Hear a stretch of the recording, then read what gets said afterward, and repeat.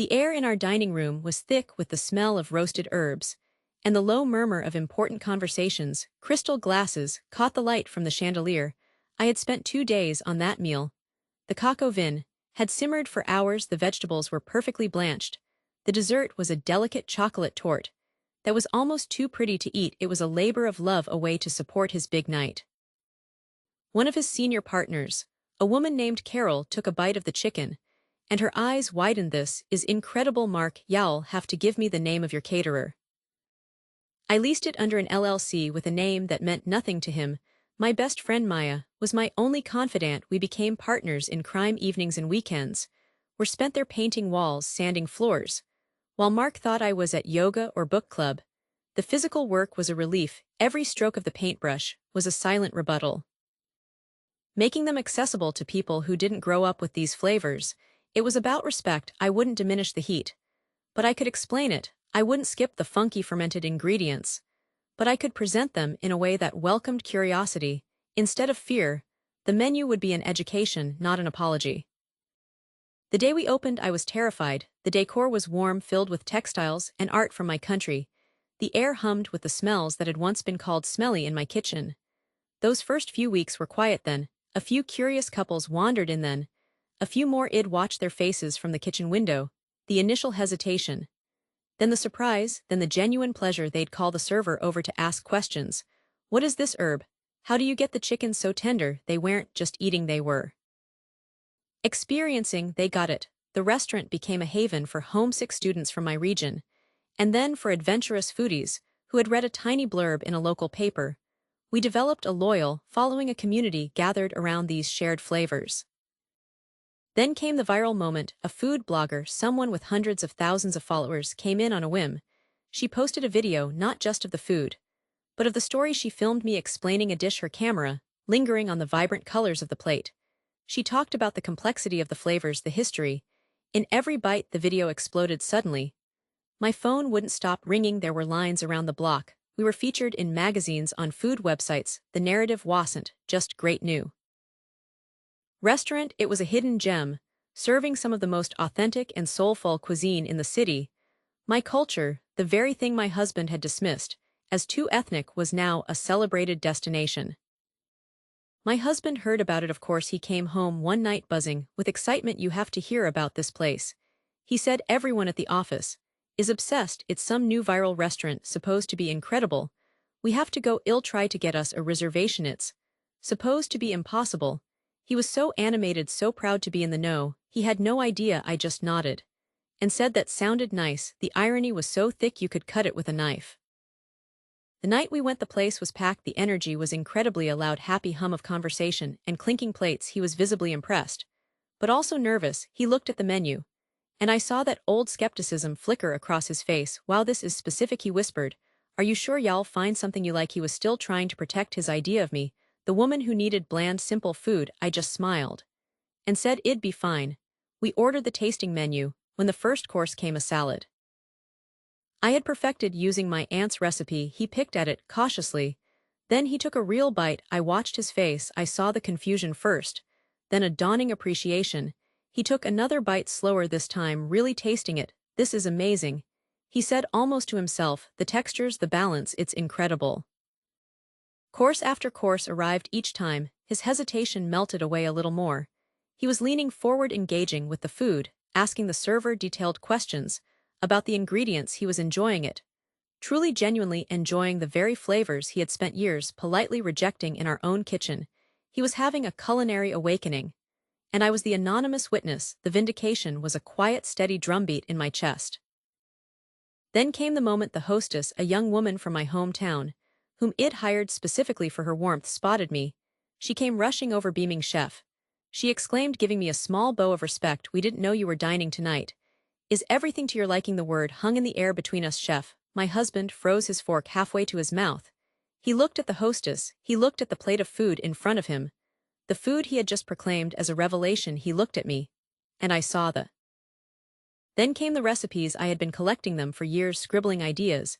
In a notebook, I kept hidden dishes, inspired by my grandmother, by travels Mark never wanted to take, by flavors he considered too adventurous. Late at night, after Mark was asleep I'd be in the restaurant's kitchen testing I'd roast tomatoes, until they were sweet and bursting sear scallops, until they were caramelized reduced sauces, until they were rich and glossy Maya was my ruthless taste tester, more salt shed say, or the texture. Pieces crashing together in his mind, the surprise wasn't just that I owned the place, it was the realization that this celebrated cuisine, this viral sensation that had his whole office buzzing, was my cuisine. It was the food he had called weird, the food he had ordered pizza over, the culture he had dismissed, was not something to be tolerated, it was something to be revered, and I was its master. His face went through a journey-shock embarrassment, and then finally a slow profound shame.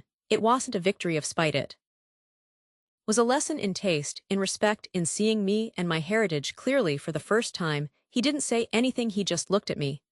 And in that silence I knew, he finally understood the magnitude of what he had rejected. The meal continued, but the real dinner was over, the final course had already been served. I want to talk to you about money, not just having it, but what it really means. It's not just numbers in an account, it's a kind of voice, a vote. And for the longest time, I had no voice at all. My vote didn't count, he made sure of that. It started so gradually, we got married, and it just made sense for him to handle the bills. He said it was easier, that he was better with numbers. And I believed him. I was young. And he was so confident. But then handling the bills turned into controlling every single penny. I had an allowance, a grown woman, with an allowance for groceries, for gas. Every receipt had to be accounted for, every cent. And the reason he gave, the justification for this whole system, was that I was impractical. That was his favorite word. He'd say, "You're just not a practical person, honey, you're a dreamer, let me handle the hard, boring stuff." And the biggest proof of my impracticality in his eyes was my cooking. Oh, my cooking, I wasn't bad at it.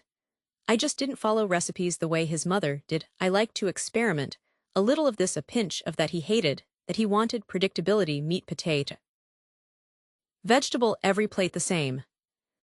He'd criticize a meal that was slightly oversalted, or a sauce that was a little too adventurous. See, he'd say with this patronizing smile, "This is what I mean, you can't even follow simple instructions. How could you possibly handle a job? How could you manage a budget?" He built this entire case against my competence around a slightly undercooked potato or an overly chicken. And I started to believe him. I internalized it. I thought, maybe he's right, maybe I am just not cut out for the real world. The dinner party was the worst of it. We had his boss and his wife over. I was so nervous. I spent days planning the menu, practicing. I made this beautiful coq au vin. I was proud of it. But during dinner, he made a show of taking a bite. He chewed thoughtfully. And then he looked at his boss and said loud enough for everyone to hear, "Well, it's a little different. My wife, she flies by the seat of her pants in the kitchen, never knows quite what she's going to get." He laughed. Everyone else gave a polite, uncomfortable chuckle. I felt myself shrink right there at the table. I became small, invisible. That was the whole point. It was a public demonstration, proof of my inadequacy, proof that I needed to be managed. That night after everyone left, I was cleaning up in the kitchen. My hands were in the soapy water, and I just stared out the window into the dark. I felt so trapped. The walls of this beautiful house felt like a prison. My life was a performance, and he was the director. I had no money of my own, no identity. I was just an extension of him, a dependent. And the worst part was he had convinced me that this was for my own good, that I was lucky to be taken care of. Is perfect. It was our secret laboratory. The turning point was so quiet. It wasn't a dramatic fight. It was a Tuesday. I was making a pot of soup, just for myself. He was working late. As I was stirring, I had this sudden clear thought. This is the one thing he can't touch. This is mine. The feeling of the knife in my hand, the smell of the onions sautéing the way I could just intuitively know what it needed. This was a language he couldn't speak. And for the first time, I wondered if my so-called impractical passion was actually my greatest asset. That thought grew into a plan, a secret plan. If I could cook, and people seemed to like my food, even if he didn't, then maybe, just maybe, I could sell it. I started small, painfully small. I mentioned to a friend, Sarah, that I was thinking of making some jams. She was having a stall at the local farmer's market. I asked if I could put a few jars on her table just to see. She agreed. I used my grocery allowance. I'd buy extra sugar, extra fruit, and skim a little from other budgets. I felt like a criminal hiding fruit in the bottom of the cart. I started in my own kitchen late at night. Strawberry rhubarb jam with a hint of lavender, spicy peach chutney. I made labels on the computer when he was on a business trip. I called it Hidden Hearth. It felt right. The first Saturday I gave Sarah 2 dozen jars. I was a nervous wreck all morning. What if no one bought any? What if it was terrible? What if he found out? Around noon my phone buzzed. It was Sarah. A text message: sold out, need more now. I remember reading those words over and over: sold out. I stood in my pristine silent kitchen. And I cried. They weren't tears of sadness. They were tears of pure unadulterated shock. Someone wanted something I made and they paid for it. That was the beginning. Every week I'd make more jams, then chutneys, then small loaves of lemon pound cake, my grandmother's recipe. Sarah sold it all and said, "Give me the cash in an envelope." I never deposited it. I had a cash box hidden in the back of my closet, behind a panel of drywall. I'd loosen myself. That box became my secret life, my freedom fund.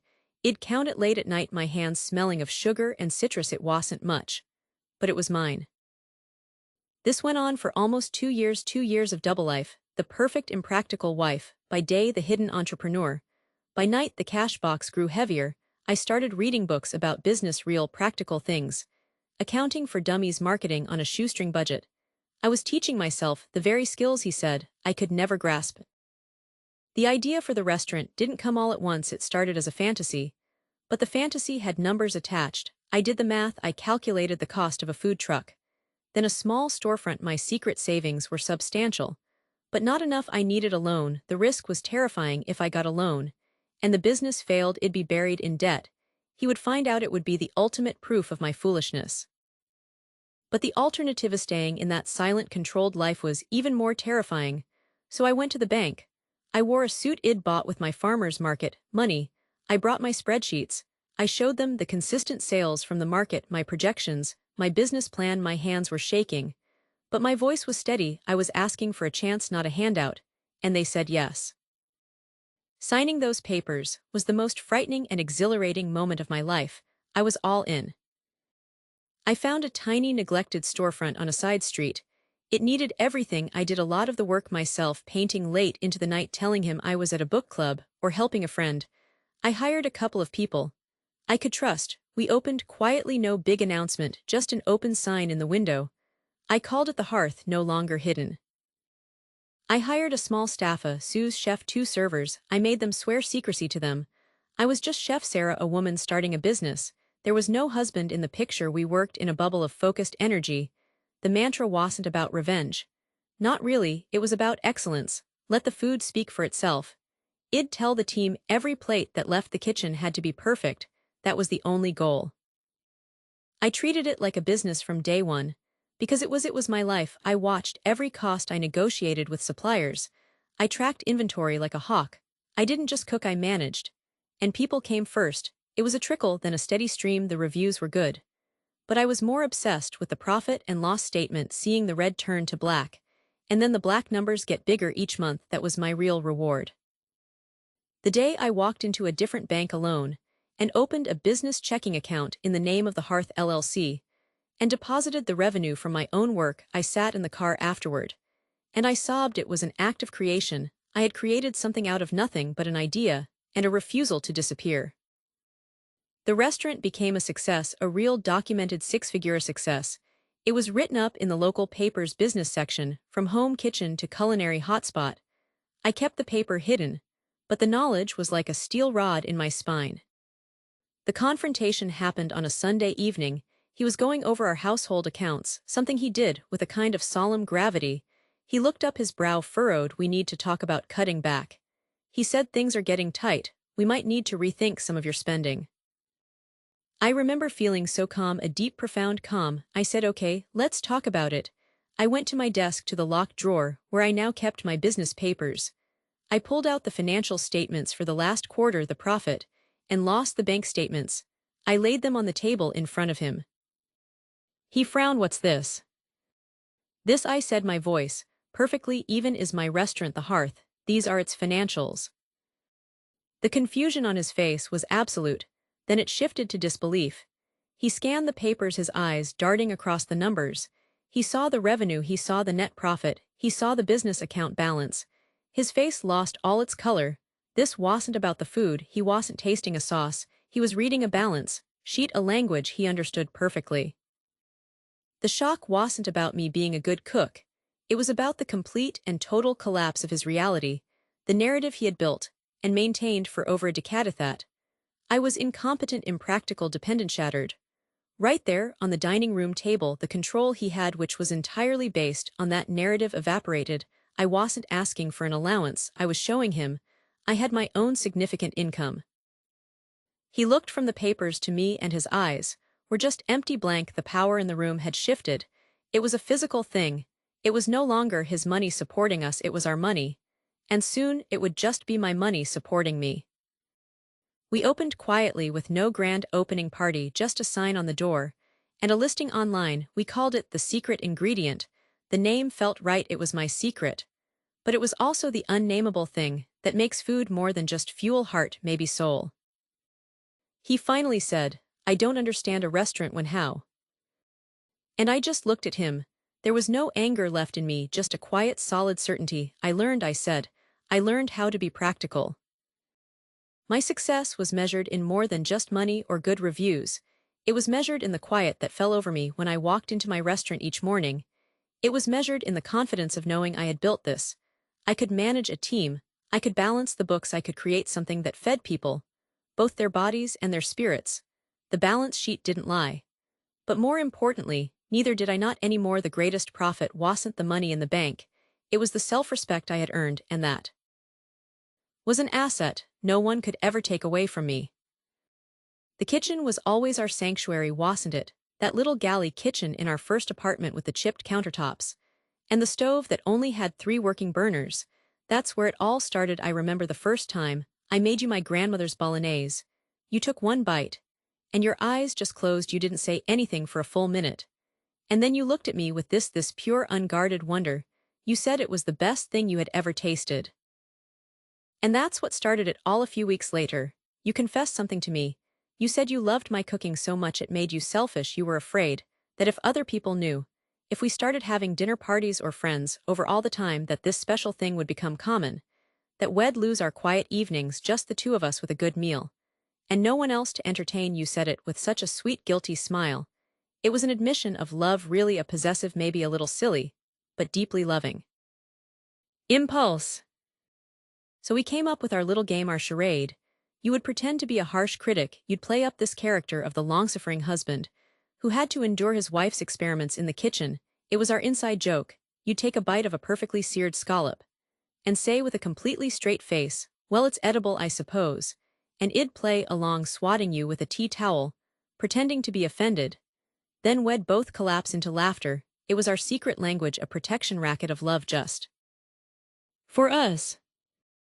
For years, it was the most delightful conspiracy. When friends would suggest coming over for dinner, you'd stage, you whisper, "Oh, I wouldn't risk it," and give me a wink when no one was looking.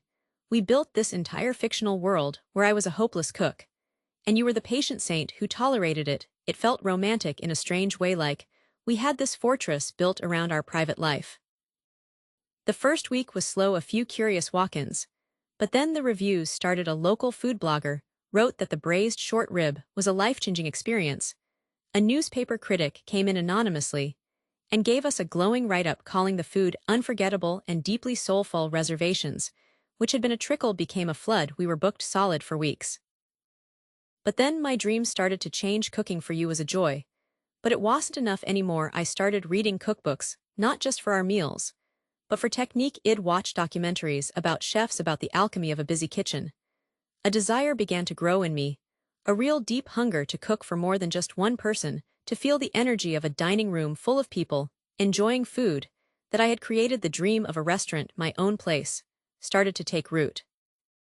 And that's when our little joke started to feel less like a game, and more like a cage. The persona we had created for public consumption began to haunt me privately. How could I, the woman whose own husband supposedly couldn't stand her cooking, ever possibly open a restaurant? The dream started to feel ridiculous, impossible. The joke had become a barrier, and I didn't know how to break it without breaking the story we'd told for so long. I remember that dinner party, the one at the Richardsons. Everyone was raving about the food, and someone turned to me and said, "You must cook a lot at home." And you, without missing a beat, launched into our routine. "Oh, she tries," you said with that familiar fond sigh. "We've had some interesting meals." Everyone laughed. It was a gentle laugh, a friendly one. But that night, it felt different. It didn't feel like our secret joke anymore. It felt like a label that had been permanently glued to me. I went along with it. I smiled, but inside something shifted. I realized I had to break the cycle, not because I was angry with you, but because I needed to do this for myself, for my own fulfillment. The idea came to me slowly at first, and then all at once. What if I didn't break the joke? What if I completed it? What if I turned our little charade into the foundation of something real? Instead of telling you about my dream and watching you try to backtrack on years of playful mockery, I would show you. I would build the dream and present it to you as the final beautiful punchline to our long-running gag. So I started the secret project. This wasn't a project of revenge. It was a gift of belief. I found the location, a little corner spot with big windows that had just gone up for lease. I saw it, and I knew I used the money my grandmother had left me. The money I'd always said was for a rainy day. Well, this was my sunny day. I hired a contractor, a quiet man who understood the need for discretion. I told him I was planning a surprise for my husband. Every day for 18 months, I lived a double life. I'd make you breakfast, pack your lunch, and then I'd go to the restaurant. I'd meet with designers, with suppliers, with health inspectors. I curated every detail, from the color of the napkins to the specific type of wood for the tables. I wanted it to feel like an extension of our home, our sanctuary. During the toughest days, when the plumbing failed or the permits were delayed, what kept me going wasn't anger or a desire to prove you wrong. It was the image of your face. I imagined the moment you realized what I had done. I imagined your confusion turning to wonder, and then to that same pride I saw in your eyes. In our first kitchen, that was my fuel. I hired the staff, a small dedicated team. On their first day, I gathered them all and told them the story. I told them about you, about our joke, about the real love that was behind it. I said, this entire place is a love letter to my husband, and you are all part of keeping the secret until it's time for the reveal. They embraced it. They became co-conspirators in this grand romantic gesture. The menu was the easiest part. It wrote itself. It was a tasting menu, composed entirely of your favorite dishes. The dishes I'd perfected for you over the years, my grandmother's bolognese, but reimagined as a delicate ravioli, the seared scallops you loved with a brown butter and sage sauce, the chocolate lava cake that you always requested for your birthday. Every course was a memory, a private moment from our life together, elevated to a professional standard. At home, life went on as normal. Mark would talk about his day, and I'd listen, all the while knowing that my own world was expanding in a way he couldn't imagine. The irony was so thick you could cut it with a knife. The night of the reveal, I was a nervous wreck. I told you I'd heard about this incredible new restaurant that was impossible to get into, but that I'd managed to snag a reservation. I played it up. I said it was supposed to be the culinary experience of a lifetime. You, of course, played your part perfectly. You teased me gently. Are you sure you're ready for real food? You'd said with a grin while you were getting dressed. Maybe we should stop for a burger on the way. My heart was pounding so hard I thought you might hear it. Walking in with you, seeing the place through your eyes for the first time, that was surreal. You were impressed. You commented on the warmth of the lighting, the comfortable chairs. You said, this place has a good feel to it. The hostess Sarah greeted us. She knew I saw the subtle smile she tried to hide. She led us to the best table in the house, a quiet corner booth. The menu was presented on elegant, simple cards. No descriptions, just names. The bolognese memory, the scallop serenade, the birthday cake. You looked at it, and I saw a flicker of recognition, but you brushed it off. Interesting names. You said the sommelier came over and recommended a wine. It was your favorite vintage. You raised an eyebrow. They have good taste here, you murmured. Then the food started to arrive. The amuse-bouche was a tiny, perfect arancini, the kind I make with saffron. You ate it, and your face went still. Not a bad, still a searching, still like your senses were trying to reconcile something impossible.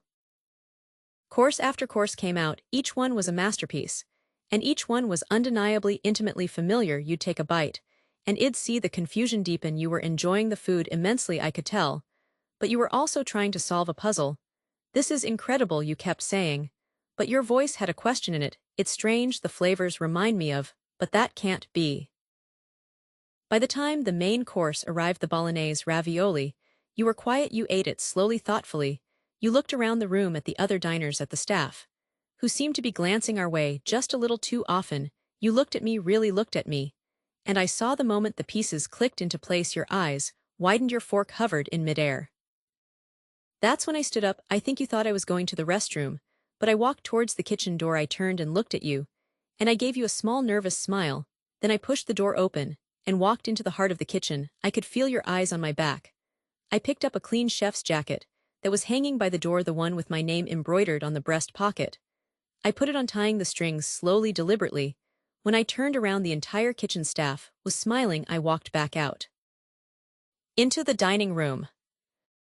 The room had grown quiet. You were standing up now, your napkin fallen to the floor. Your face was a canvas of pure, unadulterated shock. I walked over to you, my heart feeling like it was going to beat right out of my chest. I took your hands, they were trembling. I said, for 20 years, you pretended to hate my cooking, so we could protect our quiet life together. You gave me the greatest gift, a sanctuary. And all of this is my gift to you. This restaurant isn't my dream coming true. It's our dream. It's the proof of all those quiet dinners, all those perfected recipes. All that love. The mockery was never mockery, it was our love story. And this is the next chapter. One evening, he came home excited. You'll never guess where the guys want to go for the quarterly dinner, that new place, the secret ingredient. It's impossible to get into. But Thompson snagged a table. Everyone's raving about it. The chef is supposed to be a genius. You didn't say anything, you just pulled me into the tightest hug I have ever felt. I could feel the tears on your cheek. When you finally pulled back, you looked at me. And then you looked around the restaurant, truly seeing it. For the first time you saw our life in every detail. You saw the love. And you said, your voice thick with emotion, you built this for us. That meal, the one we finished after I sat back down, was the best meal we ever shared. We tasted every bite with a new understanding. The joke was over. But what was left was so much better. It was a shared accomplishment, a future we had built together. Without even knowing it, the charade had ended. But the sanctuary had just gotten bigger now. It has room for everyone, and every night when I am in that kitchen, I am not just cooking for customers, I am cooking for us. I am cooking the story of our life.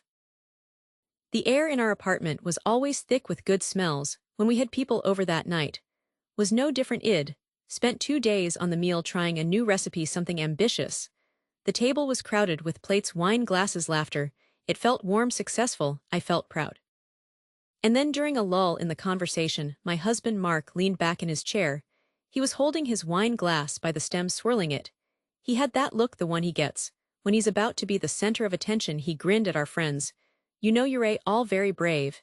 He said, his voice loud enough to catch everyone's ear. Eating her cooking requires a real sense of adventure. It's like a mystery box. Will it be edible? Will it be charcoal? The suspense is the best part. He laughed. A couple of our friends chuckled awkwardly. My face went hot. It was a joke, his kind of joke, the kind that lands like a punch. I tried to smile to play along, but I could feel the sting in my eyes. He'd said things like that before, just to me in the kitchen, little comments about too much salt or a soggy bottom on a pie. But this was different. This was public. I looked down at my plate, at the food I'd been so proud of.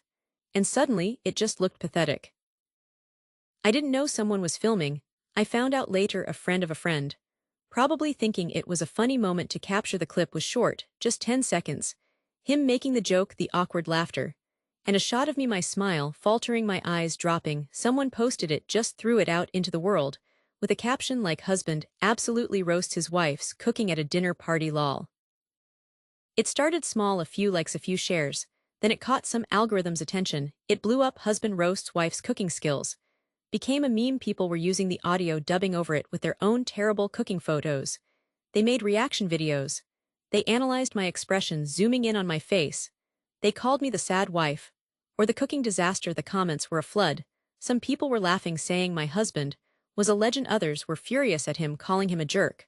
But almost everyone was pitying me. I was the punchline, the pathetic figure who couldn't cook for her own guests. I'd lie in bed at night, scrolling through these comments, feeling this cold, heavy shame settle in my stomach, my private insecurity. This little raw nerve was now a global spectacle. For about a week, I just shut down. I avoided the kitchen. I couldn't look at food. The humiliation felt like a physical weight. But then one morning I was reading through the comments again, and I saw one that was different. It said, okay, but I'd love to see her prove him wrong. And something just clicked. This pity was useless. This narrative was his. He'd written it, and the internet had published it. What if I took the pen? That afternoon I created an account. The username came to me instantly. Can she cook? The profile picture was a simple clean photo of my empty kitchen counter.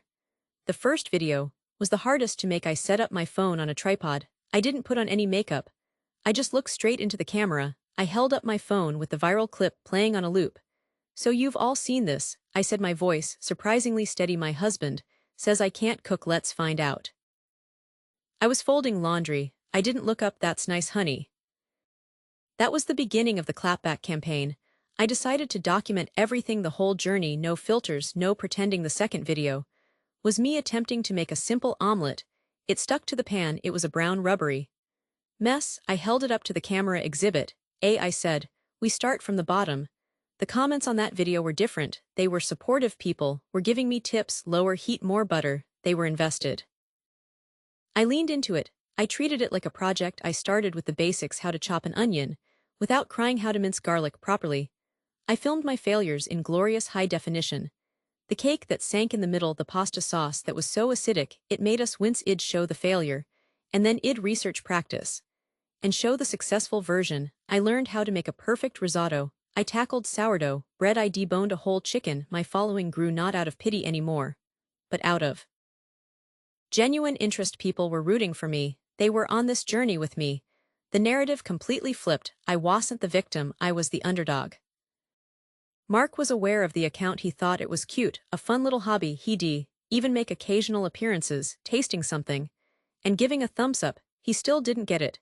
He thought it was just a phase, a way for me to blow off steam. He had no idea that this hobby had 500,000 followers. He didn't understand that I was building a brand.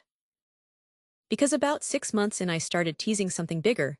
I posted a video of me sketching out menu ideas in a notebook. The caption was, "What if?" Then I posted a video of me walking through an empty, dusty commercial space downtown.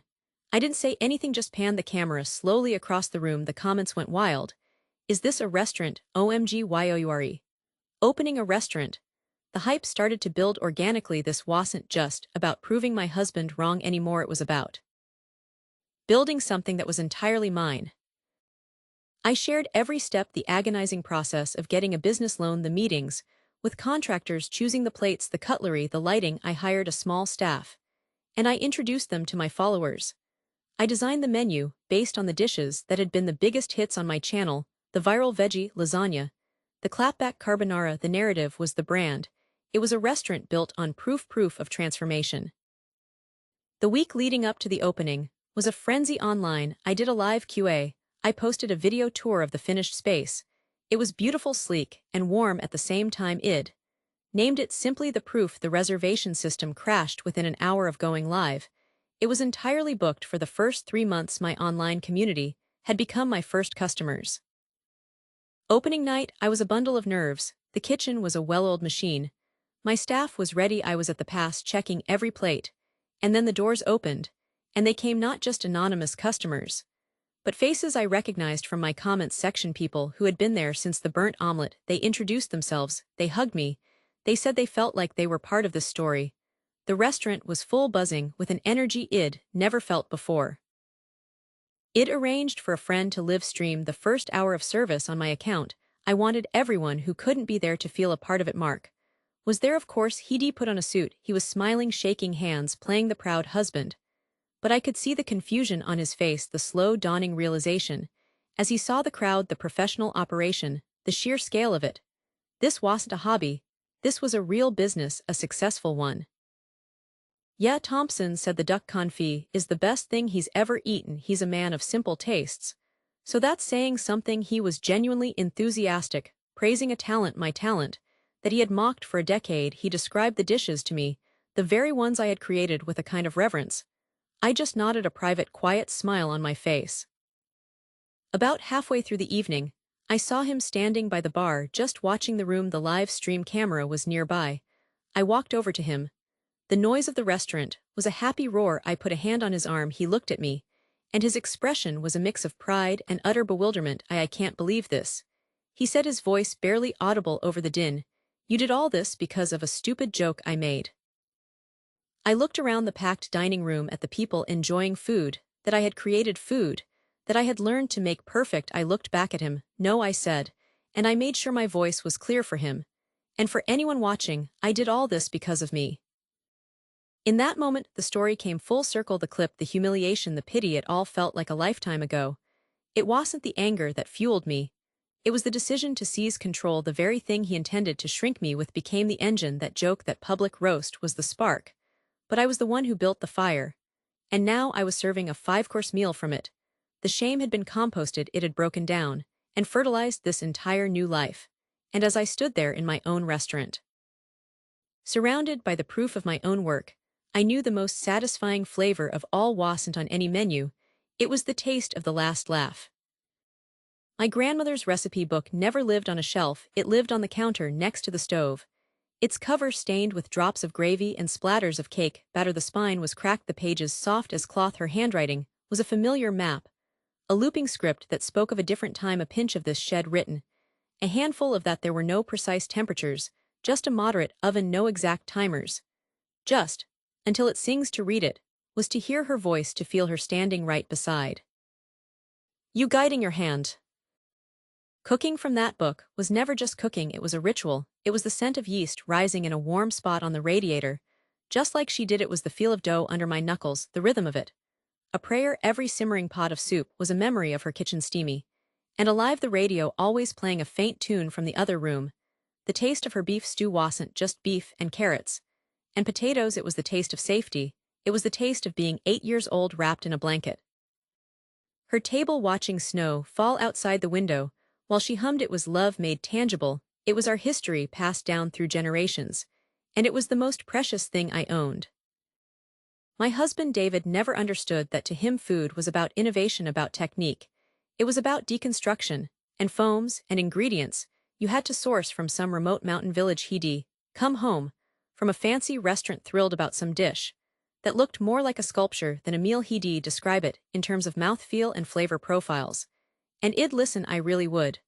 But when I'd place a plate of my grandmother's chicken and dumplings on the table, he'd just give a polite smile, comforting. He'd say, and the way he said it made it sound like an insult. It meant simple, it meant unsophisticated, it meant lesser. My husband Mark laughed a loud, generous laugh that filled the room. He patted my shoulder, a gesture that felt possessive, not affectionate. Oh, trust me, Carol, he said, his voice carrying. This is from Lajardin. I am not cruel enough to subject you all to my wife's cooking. We'd be ordering pizza if it were up to her. Last time she tried a roast, I am pretty sure the smoke detector filed for divorce. The climax came when we won the city's Best New Restaurant award. A reporter from the lifestyle section called to do a feature. She wanted to interview the chef, get the story behind the success. I agreed on the condition that the article be published on a specific Friday, the same Friday that Mark had his big celebratory dinner booked at my restaurant. The party was the breaking point. We were hosting a dinner for some of his colleagues, all of them immersed in that world of culinary trends. I'd spent 2 days cooking. I made her pot roast slow braised for hours, until it fell apart at the touch of a fork. I made her scalloped potatoes, thin slices layered with cream and a whisper of nutmeg. I made her apple cake, the one with the crunchy brown sugar. Topping, the house smelled like my childhood, like happiness itself. Everyone else seemed to enjoy it. They asked for seconds, but David held court at the head of the table, swirling his wine. Someone complimented the meal, and he chuckled. Oh, it's my wife's specialty, he said, his voice light and dismissive. It's what I call depressioner of food. You know, make a lot out of a little. It's charming in its way, a real testament to getting by. The table went quiet for a second. Charming, getting by, the words hung in the air. Toxic and small. He had reduced my grandmother's legacy, her resilience, her joy, to a punchline, to a symbol of poverty and limitation. I felt my face grow hot. I looked down at my plate, at the food that tasted of love and memory, and it suddenly tasted like ash. I saw my hands resting on the tablecloth, and I saw her hands. I saw her kneading the bread, her wedding ring tapping softly against the bowl I had let him mock. I had served her love on a platter, and watched him call it quaint. After everyone left, the silence in the house was heavier than any noise. David was already talking about the success of the evening, completely oblivious. I went into the kitchen and started cleaning, my movements sharp and angry. Then I saw it sitting in its place of honor, the recipe book. I wiped my hands on my apron and picked it up, holding its weight. I flipped to a page near the back, and there was a photograph tucked between the recipes for pickles and pie crust. It was a picture of my grandmother standing in front of this very stove, a wooden spoon in her hand, laughing her head thrown back. I had failed her, I had let her memory be disrespected in my own home. I traced the shape of her face in the photograph. And in that moment, a resolve cold and clear and absolute settled in my chest. It wasn't enough to just cook her food for a family that didn't appreciate its soul. It wasn't enough to keep this legacy a secret. The world needed to taste this. They needed to understand that this wasn't depressioner of food. This was celebration food. This was survival food. This was the food that held families together. I would build her a monument not of stone, but of brick and mortar, of the scent of baking bread and the sound of a sizzling skillet. I would open a restaurant. It wouldn't be named after some trendy concept. It would be named after her Alara's.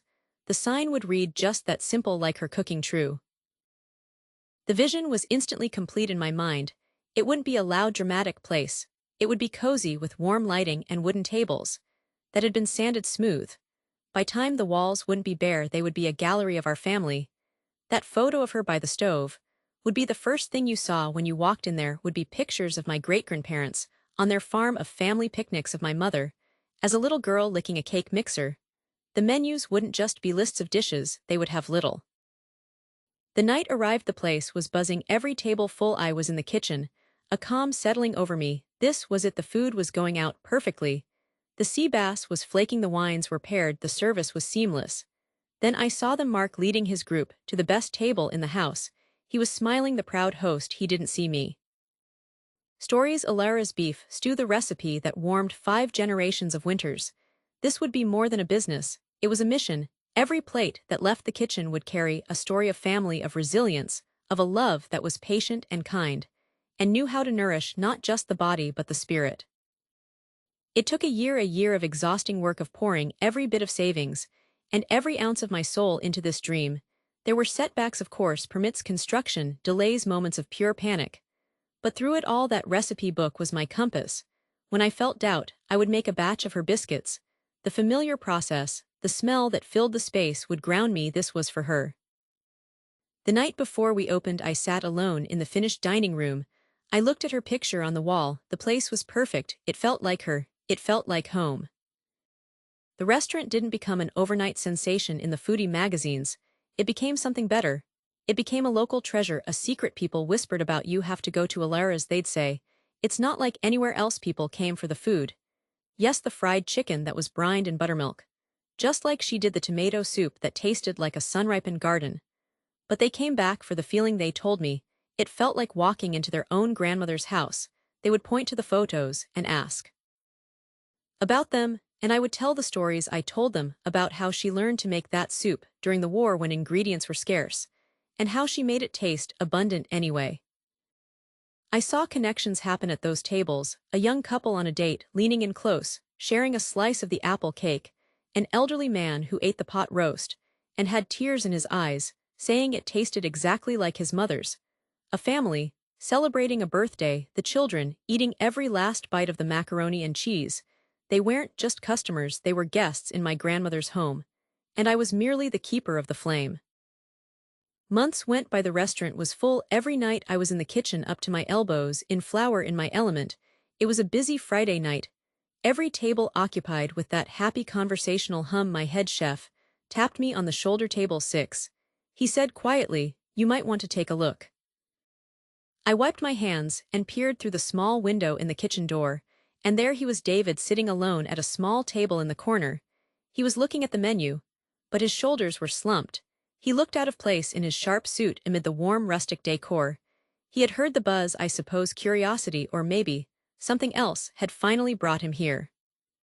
He ordered the chicken and dumplings, the very dish I had made for him on our first anniversary, the dish he had once claimed was his favorite. I watched from the kitchen as the waitress brought it to him.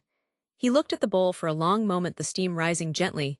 He picked up his spoon and took a bite. I saw his posture change. It was a subtle thing, a softening. He ate slowly, methodically, not looking up from the bowl. It was as if he was tasting it for the very first time, truly tasting it, not just the flavors but the history in it, the care. Halfway through their meal, I saw the reporter come in with her photographer. They did their work discreetly. Then, as the main courses were being cleared, the photographer approached my husband's table. He said something to Mark and gestured toward the wall near the entrance. I saw Mark's expression change from polite confusion to utter confusion. The waitress, a sweet young woman who knew all the stories by heart, came to refill his water. He stopped her, pointing to the large portrait of my grandmother on the wall near his table. I saw him ask her a question. She smiled warmly. And I knew exactly what she was saying. She was telling him about Alara, about her life, her love for feeding people, her belief that a shared meal could fix almost anything. She was telling him the story I had built this entire place. David listened, his eyes fixed on the photograph. When the waitress walked away, he didn't go back to his food immediately. He just stared at my grandmother's face, at her kind, laughing eyes. And then slowly he turned his head. He looked through the window in the kitchen door, and his eyes met mine. There was no anger there, no defensiveness. The expression on his face was one of pure, undiluted regret. It was a profound understanding, a dawning horror at the magnitude of his own ignorance. He looked from me back to the portrait, then down at the bowl of food. In that silent moment across the crowded, noisy room, he finally got it. He wasn't just tasting chicken and broth and dumplings. He was tasting the love he had mocked. He was tasting the memory he had dismissed. He was tasting my grandmother's legacy. And he finally understood that it was something far more valuable, far more sophisticated than anything he had ever experienced in all his trendy Michelin-starred restaurants. He had finally arrived at the truth, and it was served in a simple white bowl. He got up and walked to the wall. The reporter had just hung the framed article there. It was a full-page feature with the headline, "The Secrets Out: Chef Sarah's Culinary Triumph." And right below it, a large, beautiful photograph of me in my chef's whites, standing right here in this kitchen. I chose that moment to step out of the kitchen. I didn't go to his table. I just stood in the archway, wiping my hands on a towel. Our eyes met across the crowded room. The noise of the restaurant seemed to fade into a hum. I watched his face. I saw the journey there, the initial disbelief, the slow dawning comprehension, the flicker of remembered jokes, the sting of humiliation. But this time, it was his own. The color drained from his face. He was completely, utterly speechless. And then Carol, the same woman from our dinner party, saw me. Her eyes went from the article to me, to Mark's frozen figure. She understood immediately. She started to clap. It was a slow, deliberate sound. Then the man next to her joined in, and then the whole table. And then, as the ripple of understanding spread through the room, the entire restaurant rose to their feet. The sound of the ovation was deafening. I didn't look at Mark again.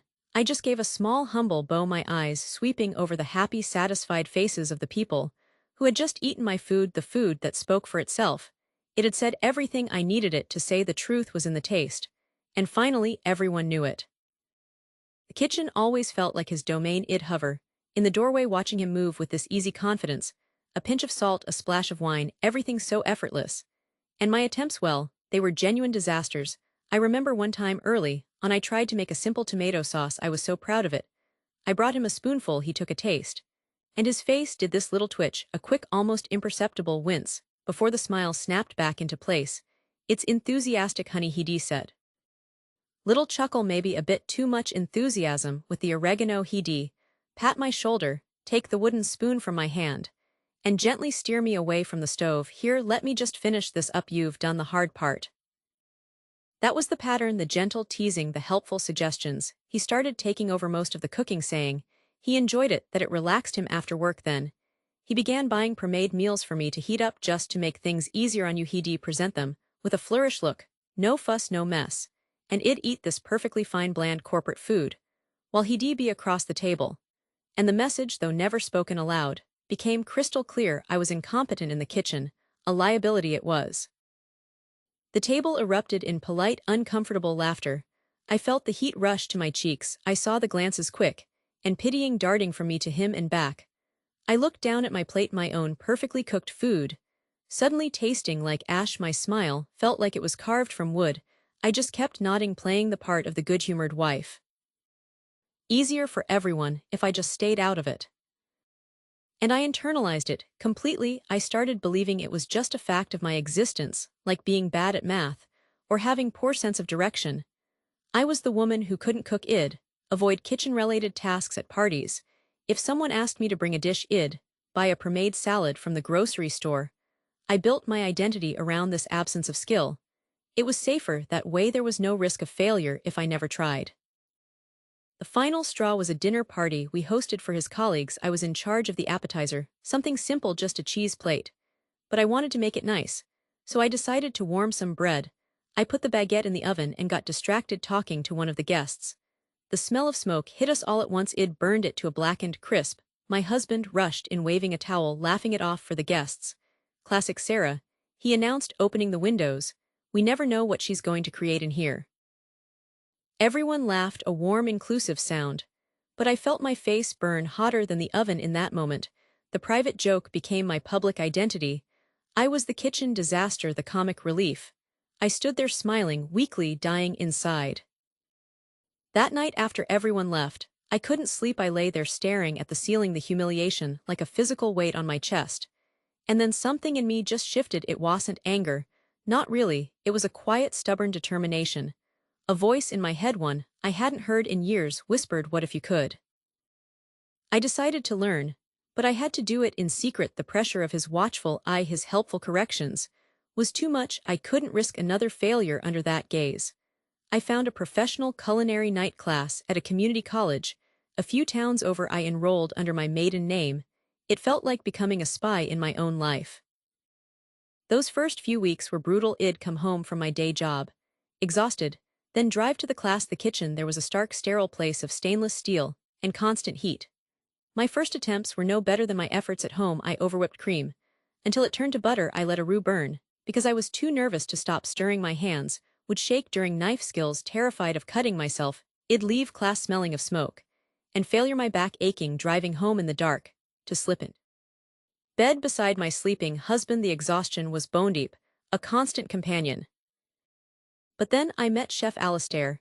He was a retired executive chef in his 70s with a face like a roadmap and eyes that missed nothing. He saw me struggling late one night, trying to get a feel for properly dicing an onion. He didn't say anything at first, just watched. Then he came over, placed his own much larger hand over mine on the knife, and guided my movements. "You're fighting it," he said, his voice a low rumble. "The knife is an extension of your hand. You have to respect it, but not fear it. Let the blade do the work." He showed me the proper grip, the rocking motion. It was a tiny thing, but something clicked. He saw my passion buried under all that anxiety. He started giving me extra pointers, showing me little tricks, the things you don't learn from cookbooks. He taught me how to listen to the sizzle of a pan, to know if it was hot enough, how to smell the doneness of a sauce. More than technique, he taught me confidence. He'd stand there, arms crossed, and say, "Taste it. What does it need? Trust your palate, it's in." Later, after the last guest had left, and the house was quiet, he found me scrubbing a already clean pot in the kitchen. "What's wrong?" he asked, his voice loose with wine. "You were quiet tonight." "There's." The breakthrough came when I attempted a classic French dish, coq au vin. It was the most complex thing I'd ever tried, marinating the chicken, rendering the bacon, slowly caramelizing the pearl, onions, the careful reduction of the wine sauce. I worked on it for hours, my entire focus narrowed to that one pot. When it was finally done, I plated a small portion for Chef Alistair. He took a bite, chewed slowly, and put his fork down. He looked at me, and for the first time he smiled, a real, genuine smile. "Perfect," he said, just that one word. I tasted it myself, and the flavors exploded in my mouth, rich, deep, complex, balanced. I had done that, me alone in that moment, standing in that empty classroom kitchen. A wave of pure, unadulterated joy washed over me. It was the birth of a dream, a crazy, terrifying, exhilarating dream. I was going to open my own restaurant. The next 2 years were a blur of sheer daunting work. I continued working my day job, but every other waking moment was poured into the dream. I found a tiny, dilapidated storefront in a part of town that was just beginning to see new life. The lease was all I could afford. I poured every penny of my savings into it, signing checks with a hand that trembled, knowing I was betting everything on this. The fear was a constant, cold knot in my stomach. What if I failed? What if this was just another kitchen disaster on a grand, public scale? But I wasn't alone anymore. I started building a team. I found a young, eager line cook named Marco, who believed in my vision. I hired a pastry chef, Alina, whose delicate touch with desserts was like poetry. We worked together in that dusty, unfinished space, painting walls, sanding floors, installing equipment. I created a kitchen culture, built on the support and respect that Chef Alistair had shown me. There were no put-downs, only patient corrections. We were a team, we were in this together. Final hurdle was the soft opening. A week before the official launch, We invited a small group of people, friends of the staff, a few local business owners, to come and eat for free. The terror. I felt that night was like nothing I'd ever experienced. My hands were slick with sweat. As I plated the first order, I peered through the pass-through window, watching the faces of the strangers as they took their first bites. The dining room was quiet, just the soft murmur of conversation and the clink of cutlery. Then I saw it. Woman closed her eyes for a second. After tasting the seared scallop, a man nodded slowly, looking at his plate with something like reverence. The feedback started trickling back. Incredible. The lamb is so tender. What is in this sauce? It's divine. The relief was so powerful it made me lightheaded. We had done it. A month after our official opening, we were busy, but still finding our feet. Then one Tuesday night, a man dining alone came in. He was quiet, unassuming, but he ordered nearly everything on the menu. I didn't think much of it until 2 days later. A well-known food critic had published a glowing review of our little restaurant. He called it a revelation. He praised the confidence of the flavors, the perfect technique, and the unpretentious, soulful cooking. He specifically mentioned the coq au vin, describing it as a masterclass in balance with a depth of flavor that speaks of quiet, patient dedication. The review ended by calling me a chef of formidable talent and heart. I didn't look up that comment about my cooking. It was humiliating. The phone started ringing off the hook. Reservations were booked solid for months. We were a success. That evening, my husband came home from work, holding a printout of the review. He looked confused, bewildered. Sarah, he said, his voice quiet, I read this, the coq au vin. He describes it. Sounds exactly like the recipe my grandmother used, the one I could never get right. He looked at me, really looked at me for the first time in years. How do you know about that recipe?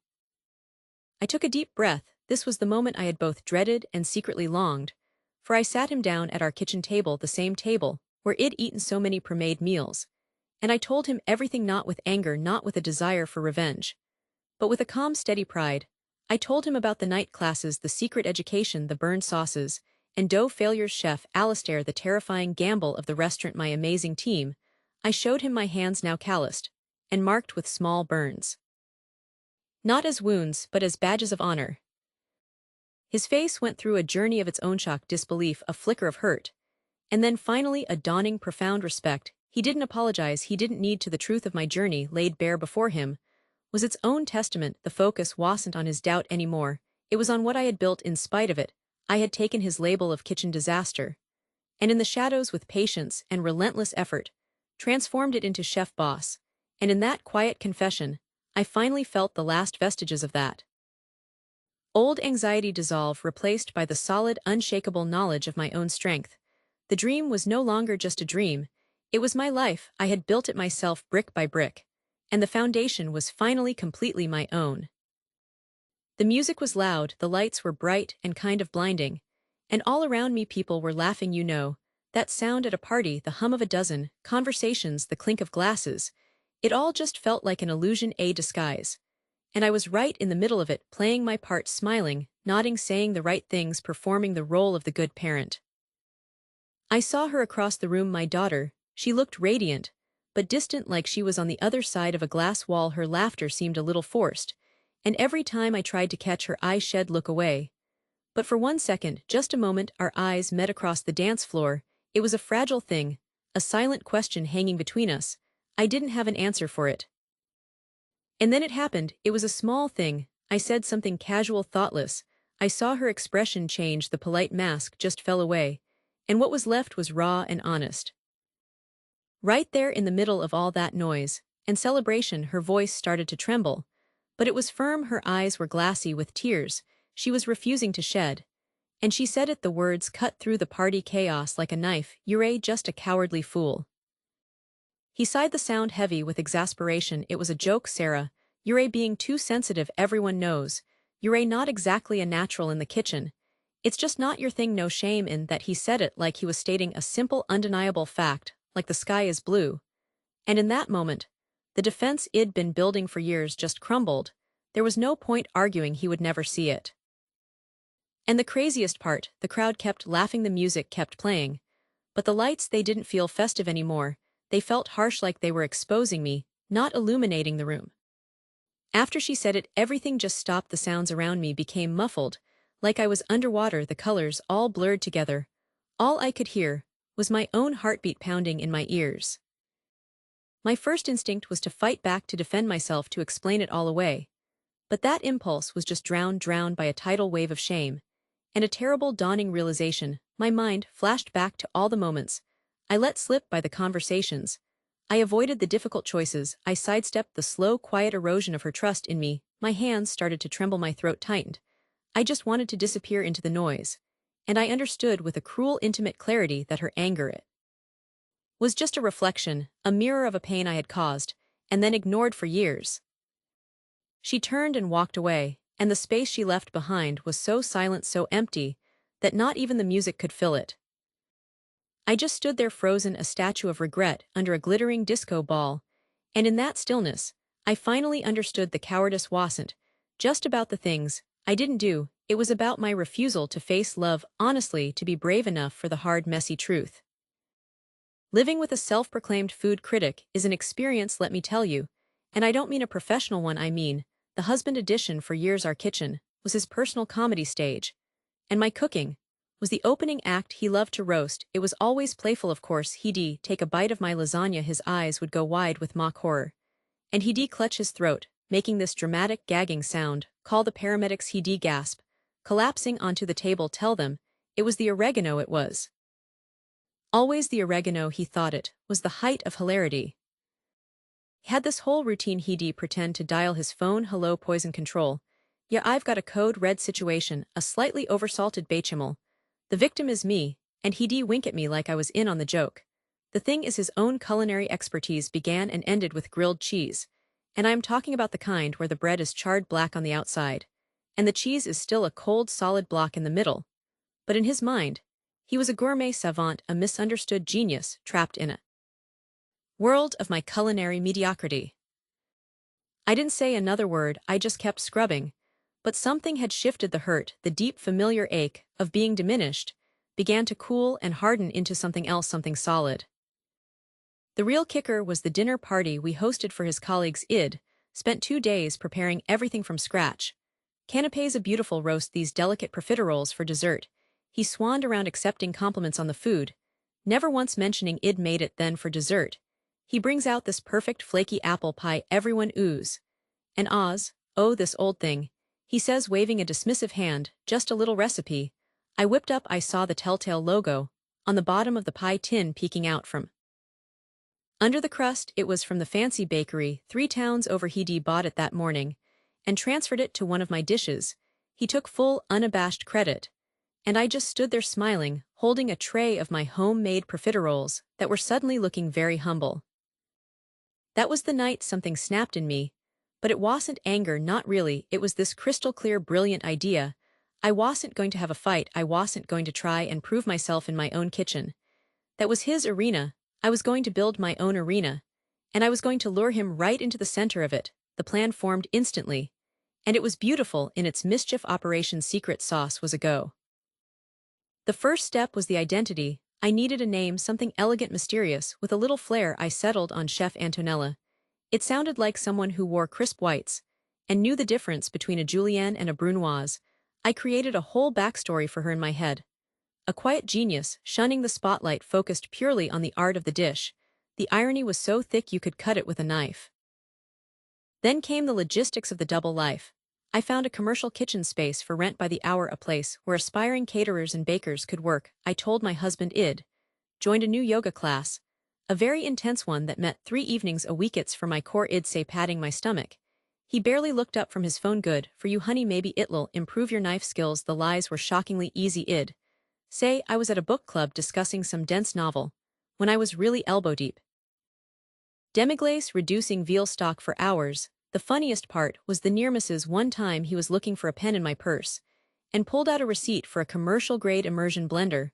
What's this, he asked, holding it up. My heart jumped into my throat. Oh, that's for the church fundraiser. I stammered. They're upgrading their kitchen equipment. I said Id look into prices. He just shrugged and tossed it back. Tell them to get a good non-stick pan, might save their casseroles. The real comedy started when Bistro Antonella softly opened.